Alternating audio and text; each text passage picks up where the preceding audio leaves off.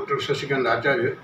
ઘણા સમયથી લોકોની માંગ છે કે જ્યોતિષ વિદ્યા છે એની અંતર્ગત અમને માર્ગદર્શન સતત મળવું જોઈએ અને કચ્છના લોકોને એનાથી પરિચિત વધારે ને વધારે થાય.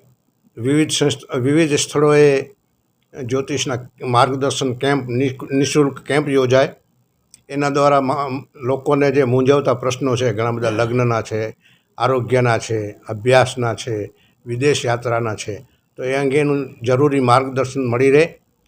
આ માટે અમે આજ રોજે અહીંયા ભુજ ખાતે 101 નંબર સંતોષ ટાવર મધ્યે એક નવી સંસ્થાનું સ્થાપના કરી, જેનું નામ છે સપ્તઋષિ જ્યોતિષ સંસ્થાન. એ બેનર હેઠળ, એ નેજા હેઠળ અમે બનશે શક્ય એટલું અમારા બધા વરિષ્ઠ જ્યોતિષીઓ અહીંયા બેઠેલા છે, એમના માર્ગદર્શનની હેઠળ અમે જ્યોતિષ કેમ્પોનું દર મહિને વિવિધ સ્થળોએ કેમ્પો યોજીશું અને લોકોને માર્ગદર્શન આપશું. આ ઉદ્દેશથી અમે આજે અહીંયા બધા સાથે મળીને સંકલ્પ કર્યો છે. નમસ્કાર, મારું નામ ડૉક્ટર પ્રીતિ રાજગોર.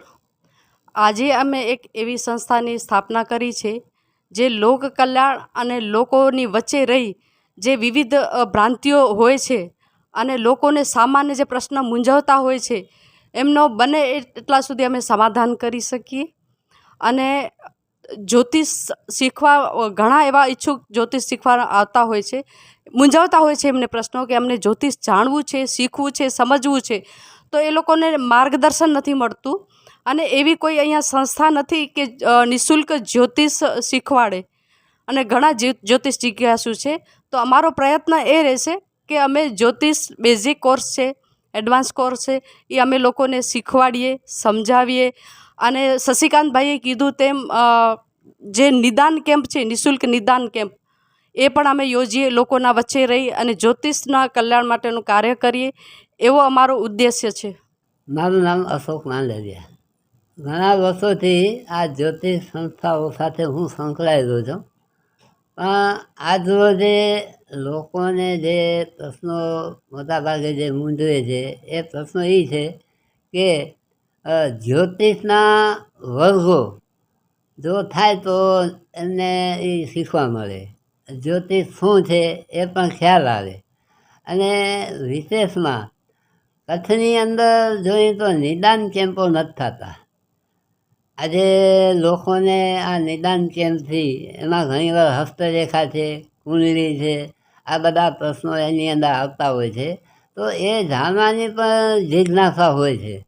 તો એવા કિસ્સામાં આજ રોજે મારા નિવાસ સ્થાને સપ્તઋષિ જ્યોતિષ સંસ્થાની સ્થાપના કરવામાં આવી.